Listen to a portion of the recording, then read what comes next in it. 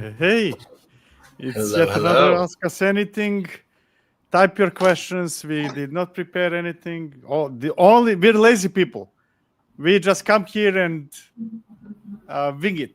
Answer your questions. So ask whatever you want. And there is already one from T. Lindeza. This is for you, Scott. Great presentation of platform engineering. I want to set up MCP Backstage like you did, but cannot find any docs. How do you recommend doing it?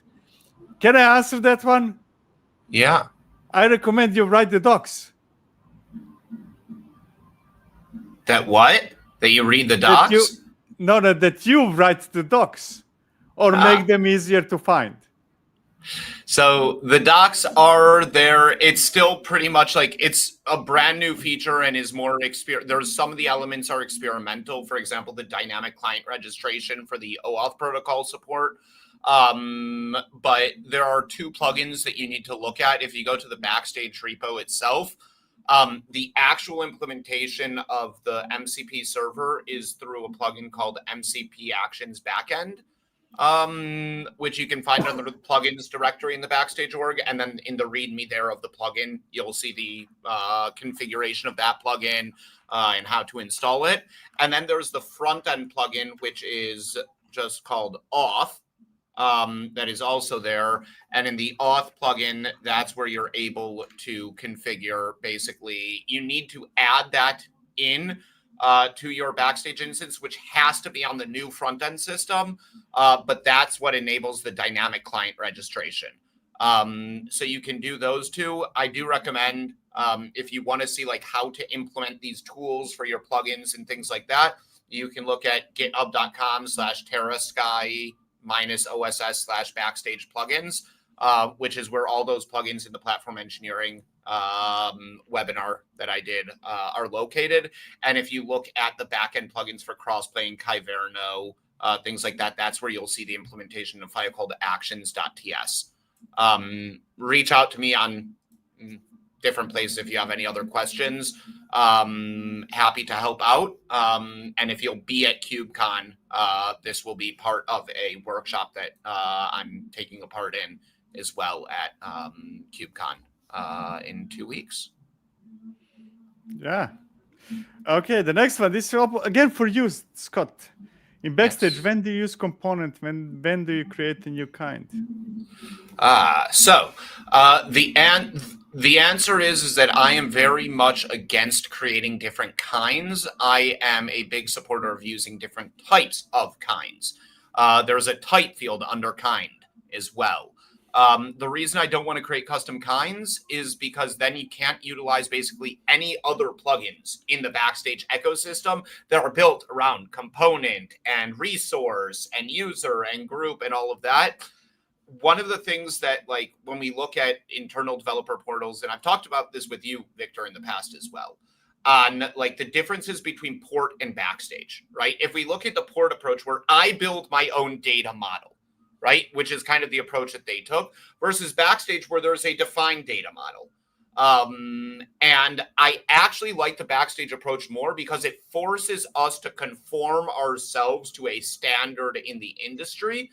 And by forcing us to conform to a standard, we can get standardization across the ecosystem, which allows us then to actually utilize open source and make the open source community healthier.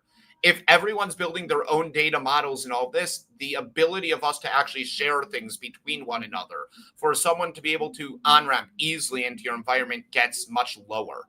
And that's why I'm a big supporter of never creating new kinds and simply using resources and components accordingly, where resources are things that are not code related.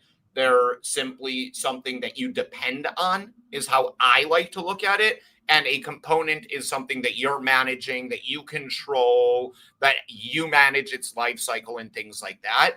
And then just add different types under those different resource resource kinds within the Backstage model. Okay, Victor, why did you stop using TDD? I actually did stop. I'm just curious, how do you know that I stopped? Because whenever I work, my pull requests always contain tests. So, and would be hard to know whether I wrote them in a TDD style or no. Anyways, I did stop using TDD, and the main culprit is Claude Code and Sonnet and AI. So let me explain. There are two problems there. First, that the unit test that AI writes is just horrible, really, really horrible. But that's not my problem. I could make it write better unit tests. Bigger problem is that the way I see TDD is that the main purpose of TDD is I write tests so that I, through tests, think about what I'm going to implement. And then those tests guide me in implementation, right? I think that that's the bigger value than the execution of tests themselves. And I think differently now with AI, to be honest. I'm more focused on what in the past would be equivalent to requirements and explaining what I want and designing the solution rather than writing code that will guide me in writing code. I did try to do TDD in terms of, hey, I just wrote those tests, write the implementation. That wasn't very successful. And to be honest, now since the level of thinking and approach is very different for me now, I'm more now focused on higher level tests, to be honest. Call it integration tests, call it functional tests, whatever you want, rather than unit tests. So I'm switching slowly away from unit level testing to higher level testing because I'm really interested in defining through tests the feature rather than a block of code. Let's put it that way, right? Kind of, this is the feature I want. This is the test that validates that feature. Let's implement it. And you can call that TDD as well because it's still written tests in advance. But more like that than really on a unit level. I care less and less on a functional level of code, to be honest. I still want code that is good, that does what it should be doing, but I don't know. Something changed in me, and that does not work for me anymore. I don't know whether Scott has a different view, though. But I don't use TDD either. I tried it and moved away from it. Okay. Anybody else? More questions, boys and girls, ladies and gentlemen, everything. Anything else we can help, answer, clarify, offend? Anything goes. So, what's is Scott? Is your Backstage still your primary focus? Kind of, if you would have to pick one, or it goes between Backstage and Crossplane. I'm not sure necessarily which one at which point in time. I think every day it kind of changes. But I would say those, and a lot more these days on how do we properly integrate AI into these types of systems. So how do we use AI for these systems? How do we use AI in these systems? And really just taking a new look at platform engineering and trying to understand. Again, I think it's just strengthening the point that we've always said that you need a separation between a back end and a front end, and that the front end, be it a portal, be it a CLI, is just an interface above your platform. But I think that with AI coming out, I don't believe that AI is going to replace dev portals. I don't believe that AI is going to replace CLIs for platforms. I believe it's just another interface to our platforms in many cases. At which point that separation becomes even more important. Having that other interface and actually building that API correctly. So I've been doing a lot of, experimentation and playing around with what the right level of abstractions are at which levels of the stack for things like that. The way I see those things is one of the questions I feel that we need to start thinking and answering somehow is, okay, in the case when AI is a user of our platform, right? And that's coming. Now, I'm not saying there is a person behind AI, but it's kind of person AI platform in a way, right? What is the efficient way for that new user of the platform to interact with the platform, right? Do we, and let me say in advance, I don't have the answer to that. Kind of, I'm just Right. kind of thinking aloud. Kind of, is that CLIs? Is that web UI? Is that maybe directly API? Is it something else? Kind of like, Right. because I imagine me and other people being where they are. Kind of like, you chose your agent, right? And that can be that you're in Backstage, or it can be that you're in Cursor, or maybe Visual Studio Code, and kind of, and you don't plan going out because that's where you talk to AI from, Exactly. right? And then how does AI from there on take over, right? Maybe it's business as usual. I'm not saying it's not, but it might not be. Exactly.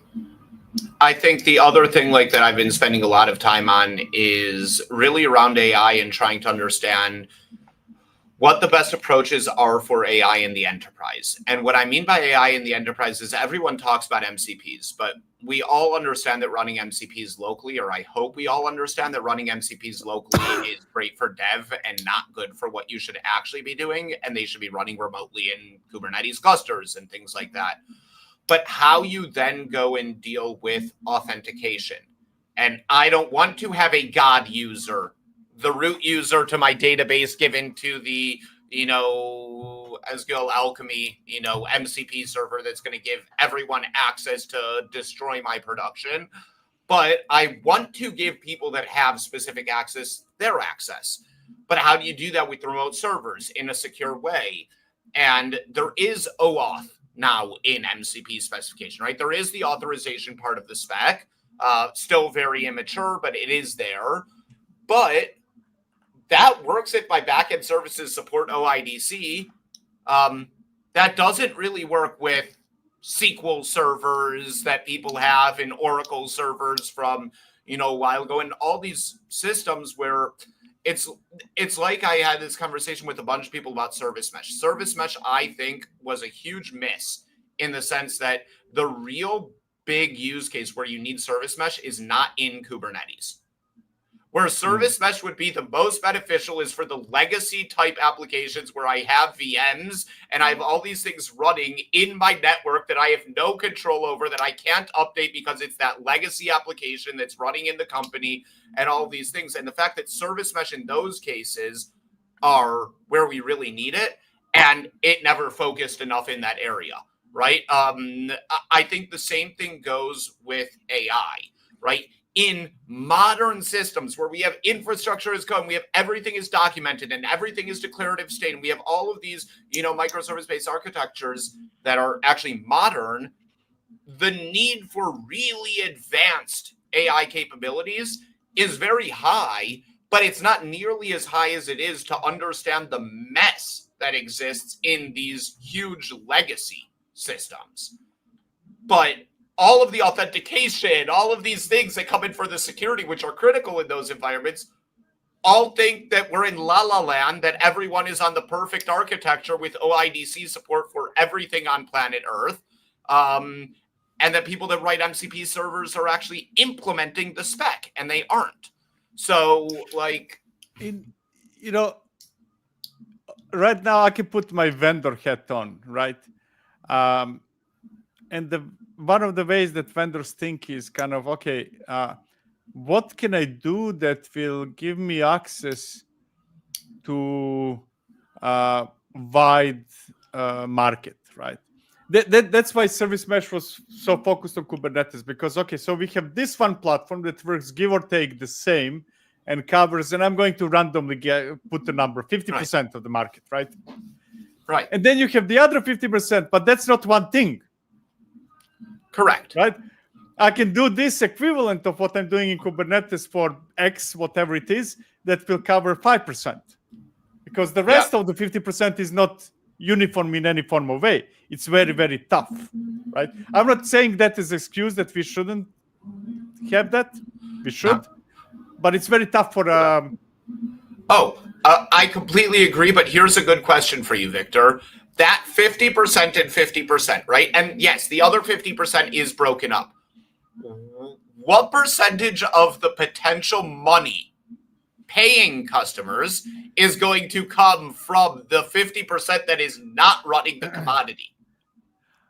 In my mind, it's probably 90% of the money is over in that 50%. Because in Kubernetes, people are perfectly fine with the open source. De facto, So I have a theory, and that theory is that you have, again, random numbers, like 20% of company systems is, I don't know, moving to Kubernetes or cloud or whatever, something modern, right? And 80% is not. But 80% of the budget goes to those 20%. And 20% of the budget goes to the old 80%, right? And part of that is because there's no innovation in that legacy area, though. If there was things to make it better, like if Service Mesh was targeting that, again, this is all theoretical, right? Because none of these things have actually happened, really. But like, if it were to happen there, the amount of enterprise that were like, ooh, I don't need to go down a whole re-architecture of my application to turn it into microservices and run it in Kubernetes to get MTLS, which I'm required by regulation now. Great, I'm not going to do that, right? Like the amount of, which I'm not saying is a great decision. I'm saying purely from a business perspective, that like is an area that's a miss, I think. Yeah, but here's another thing. Again, purely hypothetical. Those 80%, that let's call it legacy for lack of a better term, that's tightly controlled by a handful of companies where you have very hard, like, hey, I actually, a few days ago, I got invitation kind of like, do you want to come and join us for IBM Z? Like, no. I mean, and then it's huge. That's the point. It's huge. It is. Right? But only IBM can make it. If my company, like Upbound, said, oh, can we help you with your mainframe? Companies would be kind of, I don't know, who the heck are you? Kind of, are you IBM? Right. No? Right, exactly. Okay, let's go to the next one. From Nagas, what do you think about using full Victoria Metrics stuff? Victoria Metrics, Victoria Logs, Victoria Traces, is it production ready? I don't have that much experience with logs and traces. Victoria Metrics is good, and logs and traces are much newer. So, and I don't know it that much, to be honest. And I would say also that while that is important decision, I don't think it's as important that it was 10 years ago, to be honest, because I see metrics, logs, and traces as something as relatively temporary data, right? I don't think that you should be storing permanently data forever and ever in those, whichever you choose. And now we have OTel, right? The pain of switching from one to another is much lower than it was. Making that decision much lower, right? Yeah. You could, let's say that you're using now Prometheus, you can switch to Victoria Metrics relatively easy, right? And it's not permanent data, so it's not a big deal either. You don't even have to do to move the data, to be honest. You kind of, for a week or two, we're going to use both systems in parallel, and then we're going to switch the other one off, and it's perfectly fine in my head. Yeah. No, I agree. I think that, I understand where people come and like, oh, the Grafana stack, let's just take the whole Grafana stack, right? That's the only case where I actually think that like, ooh, let's just stay with the same vendor or main projects, all of their sub-projects and all of that makes any sense. And that's because the Grafana UI with all of the plugins to those systems being the best first-class citizen plugins makes sense. When it's a bunch of disparate tools coming from one vendor, let's say, or one project, Each one on its own. So I have less experience also with Victoria logs and traces, but my general approach would be in each of these things, Victoria metrics is one of the best, if not the best, in the Prometheus style metric systems. Let's say Prometheus compatible metric systems. Right? So great. Now, in the logs area and in the traces area, the same analysis has to be done.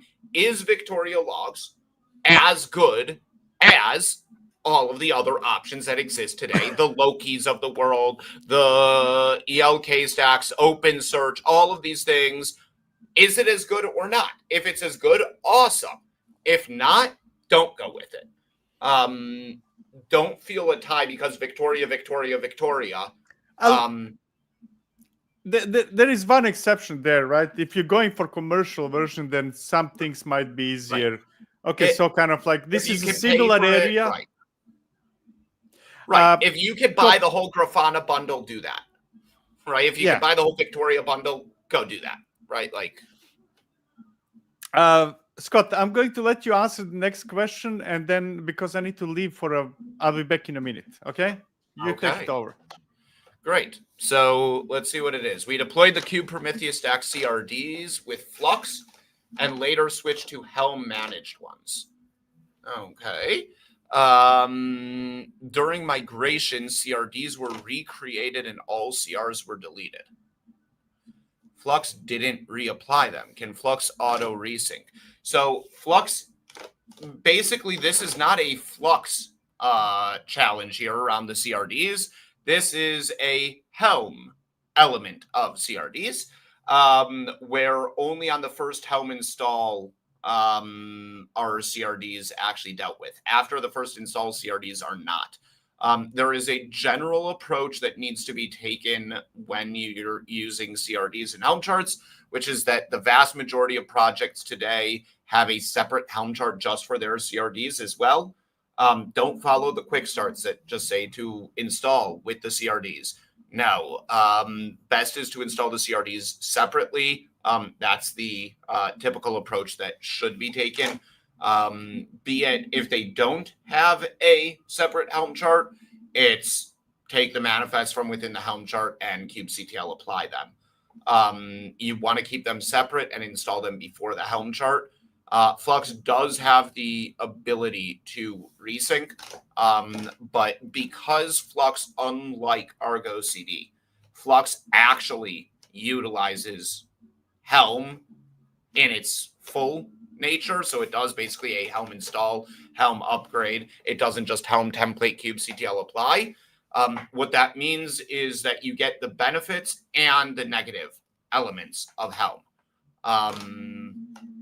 I'm not sure how many benefits there are in my mind because I'm not a fan of Helm, except that it's the de facto package manager in Kubernetes. So we have to be able to support it. But I prefer to always treat things as what they actually are. So a Helm chart is a Helm chart, and that's why I prefer Flux's approach here. That does not mean that it doesn't come with all of the negatives that Helm charts bring along with them. So yeah, that's simply a unfortunate situation, I would say. But that's one of the cons of Flux following standards and actually treating Helm like Helm. Yeah, in Argo CD, you would have quite a few problems with Helm charts, but this specific case would actually work because what Argo CD does is that it does equivalent of executing Helm template to convert Helm chart into pure YAML and then just applies them. So it would work. Exactly. Because it would be the same as if you actually, and I feel that you should, if you have in your pipeline or whatever you're using, GitHub Actions to actually drive the process, if you over there execute Helm template and then git push to push the generated YAML, you would get the same result. Exactly. That's why, again, Flux is doing the correct thing. this is an unfortunate situation of Helm not managing CRDs in a legitimate way. Helm's management of CRDs has always been terrible. In Helm 2, it was terrible. They moved to Helm 3. They redid CRDs because of how bad it was in 2, and it is just as bad, just in a completely different direction. Unfortunately, we'll see. There's talks about Helm 4. It's already in alpha and all of that, and there's going to be talk about it at KubeCon. Maybe Helm 4 will be a savior. I don't know. Maybe they'll finally get CRDs right. But till now, the only answer is that every vendor should be packaging a CRDs Helm chart and a regular Helm chart with everything else. Yeah. Or never change the CRDs. Exactly. There you go. But yeah, I mean, in those cases, I like GitOps. I use GitOps. I think it's the worst bad approach we have today. But I don't think that we should be religious about it. Kind of like doing a workaround every once in a while, like in this case, and just kind of like extract those CRDs and do kube control apply. They don't change often. They shouldn't be changing often, right? Shouldn't be the end of the world if once a year you break the GitOps workflow.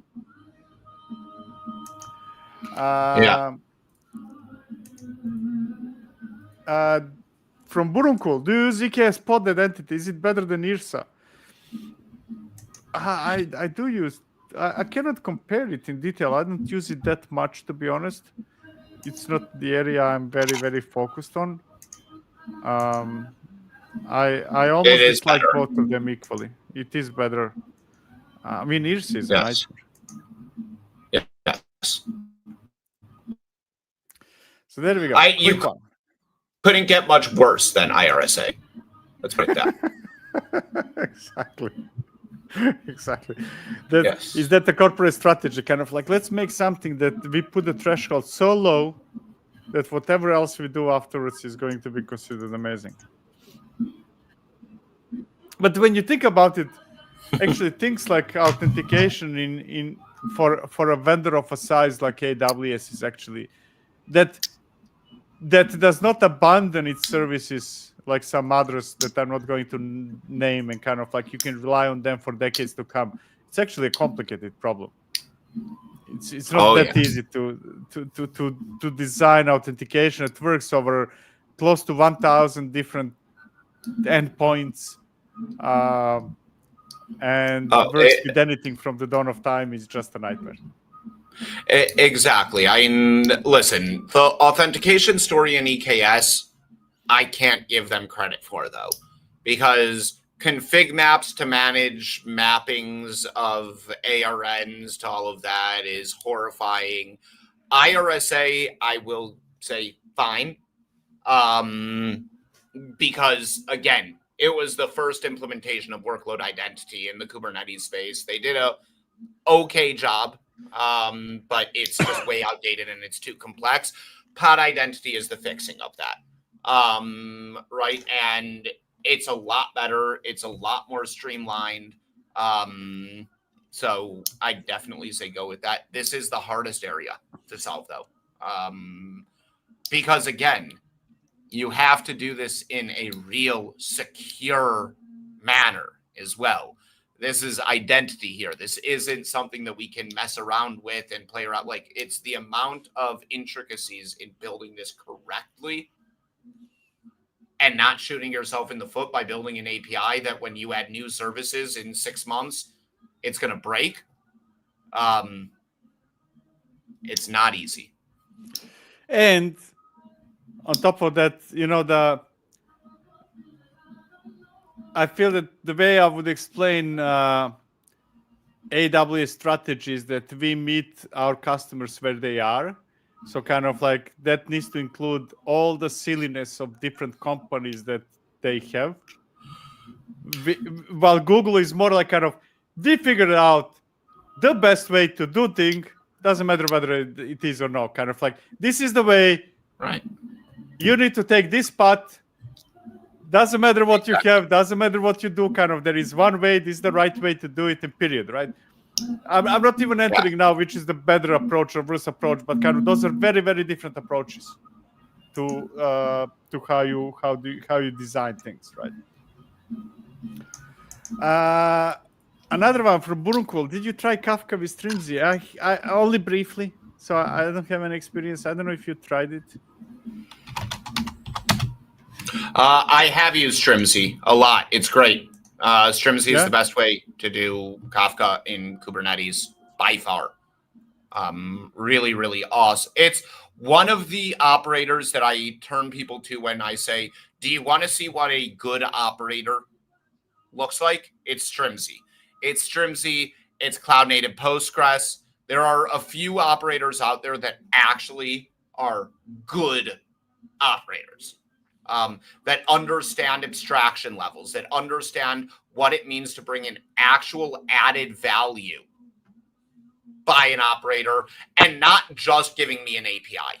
Because, for example, there are a lot of Postgres operators that give me a nice API, cute, but they have no support and nothing in them that helps when you're dealing with a failover, when the master node, when the primary node fails, when you want to do an upgrade, things like that. That's absolutely not true, Scott. There is P-SQL for the 90% of the operations you need to do. Yeah, exactly. Right. That's we created an operator where you can actually change the image and 5 more things, and for the rest, P-SQL. Just SSH into the container and do it. Exactly. Right. And on the other hand, you have other ones that I think do go in also like a bad direction, like which used to be my favorite, like the Zalando Postgres. Let's take that as a good example, right? Which was the de facto standard. But they mapped all of these things within the PG config and all these advanced settings into API fields that turned it into looking like a Bitnami Helm chart values.yaml file. And what I like about PG, what I like about CNPG is that they keep it a clean API.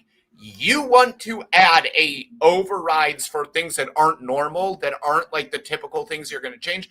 Great. Give me a PG config. But you put that in the manifest of what you're creating. So it is lifecycle managed and all of that with your cluster. It's declarative, but they're not just doing API mirroring of the API of the pgconf file into the API of the CRD, which then start dealing with conversion webhooks when Postgres changed that. Have a nice day. Like, you just brought pain upon yourself for no reason whatsoever. The DBA, if a company needs a PG config, trust me, they know how to write a PG config file, and they don't need that in YAML. Yeah, as long as that YAML covers the common.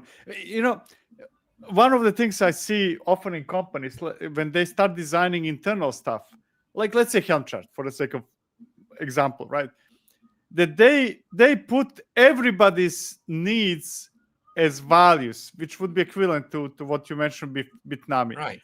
And then for the sake of the 5% that needs extra things, they make lives of 95% miserable, right? Kind of 95% needs those 20 values. But we're going to put 1,000 because there are 5 individuals that need it out of 1,000 or whatever. And to me, that's probably that other extreme that you were mentioning, kind of like when you make the API horrible for the sake of small minority that might need it.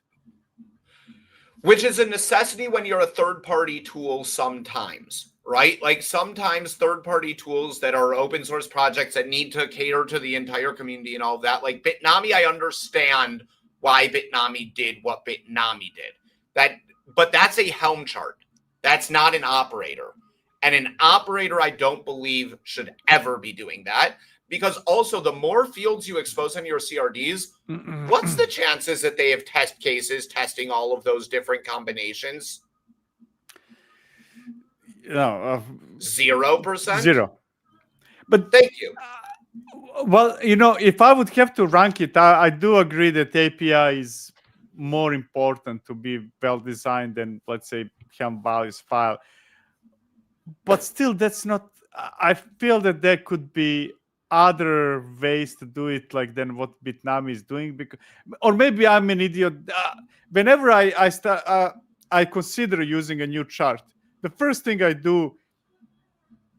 First thing is do a quick start. Does this run? Like, cool. Right. The second How thing I do, done. Right. yeah. The second thing I do is that I go through values file, and when I see those Bitnami like values, it's kind of like, okay, man, I don't know what's going on. At least if you have to put everything in, at least organize it in a way, kind of like, hey, it matters, and then probably doesn't, but is there just in case. At least organize it in a way that I don't need to go to line 975 to find the thing that is commonly used by me and many other people, if that makes sense. Right. At least organize. I would agree. I would like if like Bitnami put, let's say, the top 20 things or the 10 things or top 50 things, depending on, what type of chart it is at the top, and then had an advanced key, and under advanced, you had all of these other options that, people can mess with. And then you say, this is the stuff you should be touching. It's like requests and limits of the different components, the container image that it's being run with, right? Things like that are common things that someone is going to want to change because they mirrored the Helm chart because of it, whatever it is. Great. Put that stuff at the top. The ingress settings. Great. Put that at the top. The settings of the pod monitors and the PDB budgets between these things, put sane values there. And if someone has the advanced case that what the industry says that you should be doing, you shouldn't be doing, or whatever it is, that can be under advanced. That doesn't need to go under the main section. Exactly. I know this is ugly, but I'm not terribly opposed to have actually env section in values, and then kind of like separate documentation, kind of, okay, those are all the environment variables you can use for the very exotic things that you might want to add. Not terribly opposed. Yeah. Okay, from Gonzalo, I'm building an application that has a few microservices and I want to make it open source. What's the best way for distribution and local testing? Currently using Helm charts, so Kubernetes. Distribution, that's Helm, period. No matter how much I or Scott might dislike Helm, I'm pretty sure you will agree with it. That's simply the industry decided that you distribute it like with Helm, just like industry decided that, I don't know, if you distribute something with JavaScript, it's npm, probably. I mean, I'm not right. deep in JavaScript. Yeah. I'm guessing, right? So you need to make it distributed as Helm. And then if you want to provide additional options, that's great. Kind of like you have projects that provide customized option, or maybe YTT or what's not. That's fine. Or even just a plain Kubernetes YAML of the, right? Like Ingress Nginx does that. Cert Manager do that. All these things where it's like, here, take the raw manifest. That raw manifest in the end, in the release basis, is Helm template into file that goes into GitHub release.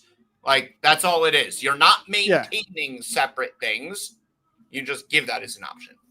Yeah, exactly. And then even if you consider other options, consider maintenance, right? Kind of, if you can transform like pure YAML, if you have to have Helm charts and you have to have, you want to have something else, consider whether that option can be auto-generated. Otherwise, I prefer you not supporting YTT than supporting YTT that nobody ever checks whether it works. Correct. Better not then. Exactly. I completely agree.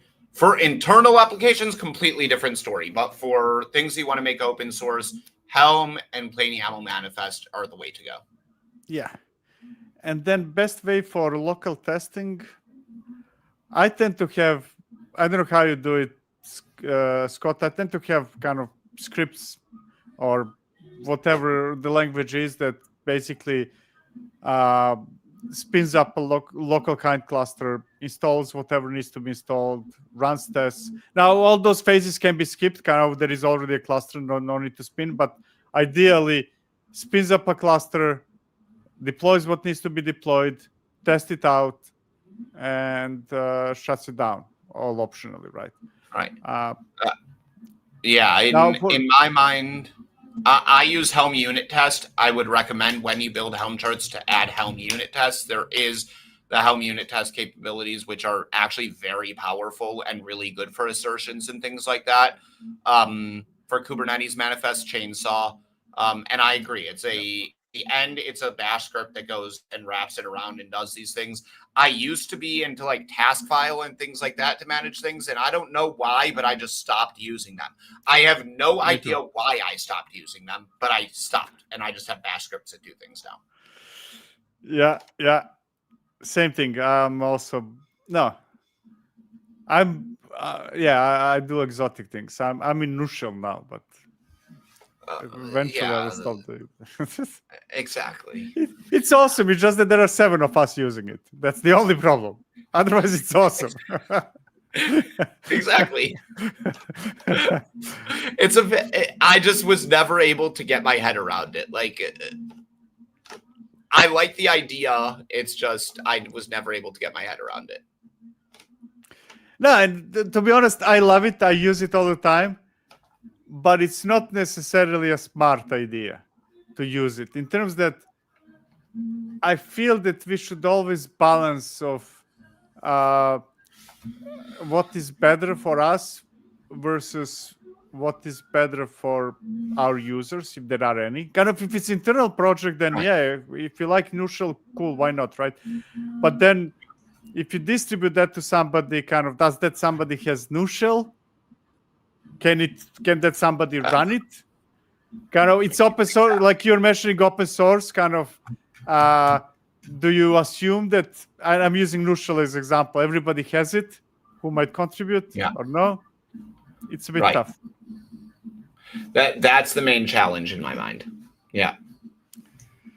But on the other hand, it's also dangerous to assume standards. Because then any potential innovation can never reach a point where it becomes something, right? I could counter argue kind of, hey, if we were focused on standards, we wouldn't have Kubernetes today, right? So it's a tough one. I agree. Okay, we have 18 more minutes. Anybody has any other questions, or everybody's preparing for Halloween, I guess? It's happening anytime soon. Is it today, tomorrow, something like that? No? I'm not the person to ask on that. I don't know. Yeah, I knew before when my kid was small. I like candy, but like beyond that, like it's not. No.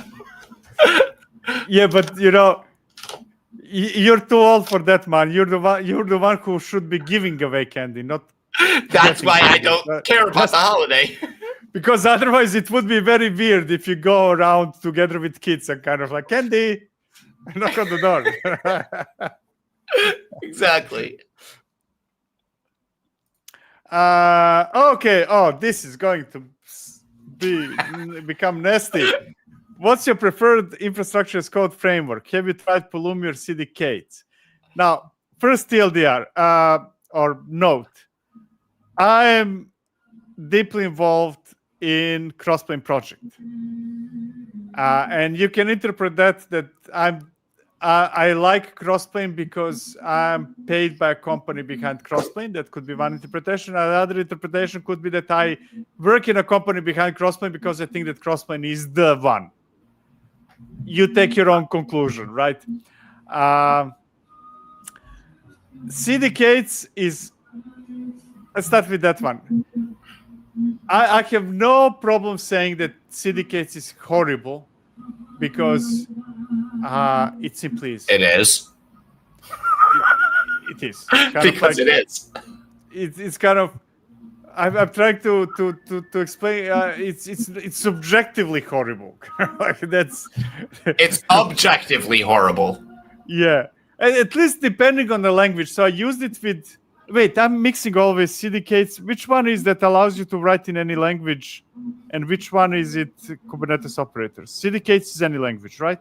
CDKs is any language, yeah. Okay, cool. I was just not sure that I mixed it.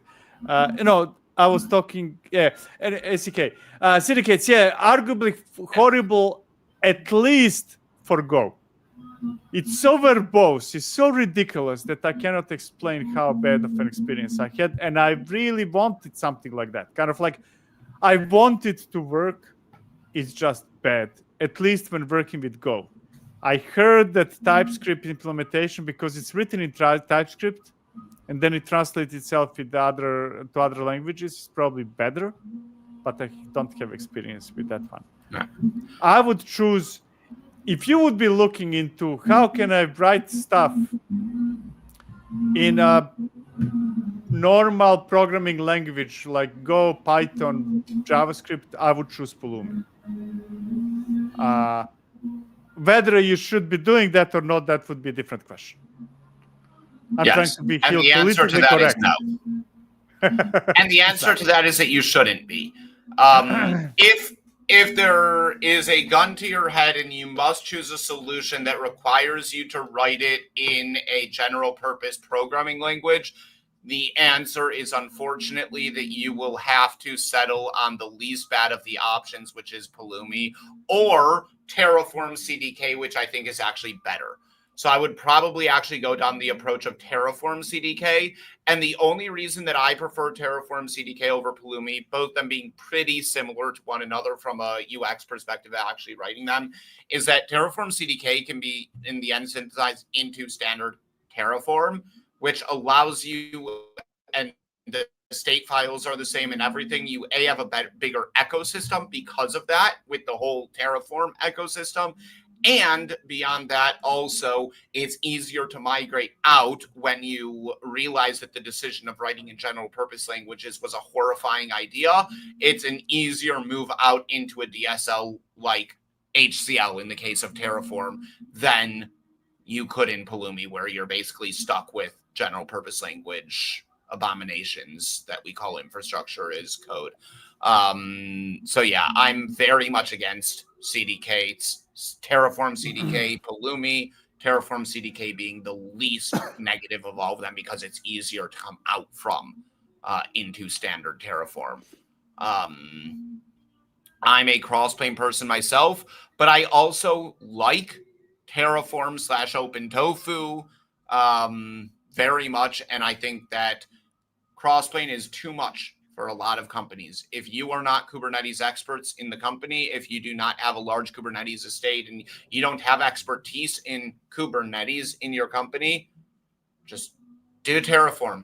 But please do Terraform with a system that's doing more than Terraform apply on a machine. I would frame it differently. I would say that crossplane might not be a good choice if you are smaller scale. I don't buy the argument today. I was buying it in the past. I don't buy the argument today if you're not Kubernetes expert, because, come on, kind of like, I mean, when I say you, I don't mean you personally, but company your company likely already uses Kubernetes, right? And I don't think that, I'm not giving any more excuses if you're not Kubernetes expert. Kind of, I did 5 years ago. I don't do it now. So I still do, because I deal with a lot of, let's say, more legacy companies as well, that Kubernetes simply, like, in the end, you have to think in all of these tools, right? Let's not say Kubernetes expertise. Do you have the capabilities internally within your company to be able to grok and actually fully maintain and understand how to build a proper platform based off of Crossplane as your framework? If the answer is yes, then great. If you have more traditional, let's say, closed-minded IT operations that like to do things how they know how to do it, how we have been doing it for all this time and all of that, getting in with something like Terraform is already hard enough. Getting in with something like Crossplane is nearly impossible. And therefore, it's just a question of where your level of expertise within the company is and what the level of capabilities within the team. I made this mistake a long time ago. I can say as a consultant that I had chosen a Kubernetes distribution that I was pushing that in my mind, and still till today, I will die on this, whatever statement, that it was the best Kubernetes distribution for on-prem that existed. However, it was the most flexible, complex, weird. You had to do 10,000 things to get it up. I loved it because I'm a Kubernetes geek and I love messing with things and the fact that I had full access to do anything. The issue is that when you go and put that by a customer, when you go and put that into an actual environment where it's not a Kubernetes geek maintaining it, it's a standard IT operations guy who's dealing with servers and virtualization and all this. And one of the things he has to do with is, I also have to upgrade the Kubernetes clusters. Maintaining something like that made it the actual bad and maybe even the worst Kubernetes distribution choice that someone could have made, right? And those are things, the same thing goes with Crossplane, the same thing goes with Terraform, the same thing goes with any tool you're bringing into your organization. Can they maintain it or can't they maintain it? Crossplane is more maintenance than Terraform, but the benefit it brings is, in my mind, way higher than Terraform. It's just a question of if you need that and if you have the capabilities of ramping up. There's one way also to explain it is that I think that with Crossplane, there is more upfront cost, right? That might on a long run pay off, right? And reduced, I do truly believe that Crossplane can reduce your maintenance effort, but at the upfront cost to get there, right? Yeah. Otherwise, we're in trouble. And more from Gonzalo. This disclaimer: I was team leader of the internal implementation of CDK at AWS. We had more than 100,000 pipelines with it, so I was curious about your opinion. Gonzalo, both me and Scott, I think that we speak our mind independently of who is somebody and where you work. Same thing goes, we were mentioning before Pulumi. I have really dear friends in Pulumi. We hang out together. Exactly. We'll see each other in KubeCon, but still no filters. Sorry exactly. I don't think that anyone here is under the misconception that I like Argo CD at any level, but I'm giving a workshop together with a maintainer of Argo CD and of Kyverno and all that at KubeCon, right?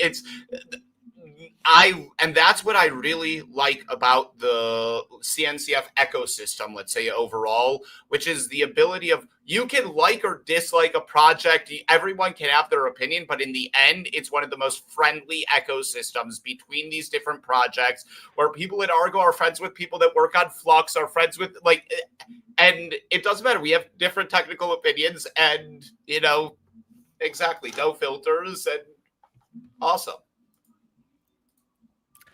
Okay, this is a tough one. Nagas, I'm a junior learning Kubernetes. Got my CKA and built some personal project, but it's still hard to stand out. How can I better convince recruiters that I want to move forward toward platform engineering? I'm not sure anymore. It's been such a long time. Because the real challenge is recruiters, or at least those that you want to work with, they don't care much about CKA, right? And that's a chicken and egg problem, kind of like if you don't have real world experience, they don't want you. And if they don't want you, you don't get real world experience. It's right. And I'm not sure what the advice would be, right? Except to fake it. I think the only way to actually do it is or not the only way. I think in the end, people enter this industry and enter the Kubernetes space and platform engineering space that weren't in it because no one was in it 5 years ago because it didn't exist.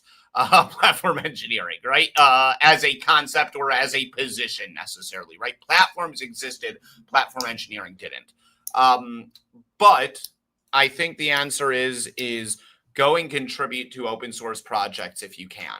Like, one of the ways of doing this is actually going and becoming a bigger part of the community, being involved in the Kubernetes community. One of the great things is that, and going even more than that, go to the KCD event, your local KCD event, go to the Cube Days where you are, go to these meetups, meet people, mingle with them, go to the parties at night, go to all these things. Because in the end, you connect with someone and he knows now that at his company, they're hiring for a position, for a junior position in X team. He can throw your name in there, and then you're not going through a recruiter. Usually your friend's going to get a nice little bonus for bringing in an employee into the company. You have someone already at the company that you know now. So you have that person that's going to help you ramp up in the company. And all of that. Like, that's the way that I would go about it. Build it from a relationship perspective by contributing to open source, being in that community, and going to these events and talking to people. Yeah. Actually, I really like that one, because now when I think about it, if you go straight to a recruiter, that's very sterile, kind of like, what do you know? What is your experience? Blah, blah. But if I meet somebody and I really like that person, that's the additional bonus, right? Kind of like, I hang out with you as a person. I think that you're great. Kind of like, let's give it a shot. Call this number type of situation. Right. That can work, because then you have more than just your junior experience. Kind of like, hey, Joe, kind of like spoke with me, kind of like we kicked off, kind of like he told me to call this number, right? Even recruiter, after such a recommendation, is going to give you more of its time, right? Kind of to figure you out. Yeah. And another thing, and I feel listen, how did we meet, Victor? Yeah, conference. Was it CloudBees? Probably. How did we meet each other, Victor? On a beer at KubeCon in Valencia. There we go. Right? At a bar in Valencia. That's exactly the answer, right? Like, how you build relationships in the Kubernetes ecosystem and all this is through sitting down at a beer, and we both knew Ramiro, and we went and were at the same drinking with Ramiro in Valencia, and we met, right? And exactly. And those places, if you're not into drinking alcohol, that's still okay. Kind of think of it as hanging out, right? Kind of just somebody happens to have a beer, somebody it's sitting down, there's food on the table, you're hanging out. Doesn't matter if you drink or not. And anywhere at these conferences, hanging out in the hallways at the conferences is awesome as well. It doesn't need to be the party. No, in that scenario, right? And just to be clear, it doesn't have to be KubeCon. That can be cost prohibitive for people. There are, as Scott mentioned, there are local events all the time. Don't try to be pushy and to give me impression that you are talking to me because you're looking for a job. Kind of like, forget about job. Kind of just hang out with people. Don't try to look like you have agenda, right? Don't have an agenda. Let's put it that way. Right. No agenda. Exactly. None of those things. Just kind of be a person. That's all. Exactly. Don't be handing out your CV. Go there to meet people, to build relationships, to meet people, to have conversations. And you know what? It'll come out. By the way, do you have to mention something, Victor, for this episode? Was there a sponsor or anything? Okay. Next time. Cool. What